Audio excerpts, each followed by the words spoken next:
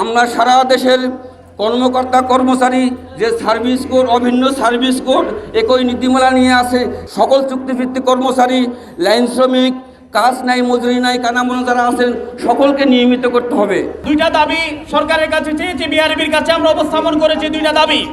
একটা দাবি হচ্ছে অভিন্ন সার্ভিস কোড, অর্থাৎ একই সার্ভিস কোডে বিআরবি এবং সমিতি পরিচালিত হবে।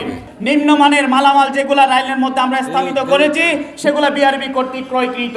এই নিম্নমানের মালামাল ক্রয় করার কারণে ঝড় বাতাস আসার আগেই অথবা সামান্য বজ্রপাত হওয়ার সাথে সাথেই অথবা তার ছিঁড়ে যাবে, অথবা ইনসুলেটর ক্র্যাক করবে, অথবা ট্রান্সফরমার বিনষ্ট হয়ে যাবে।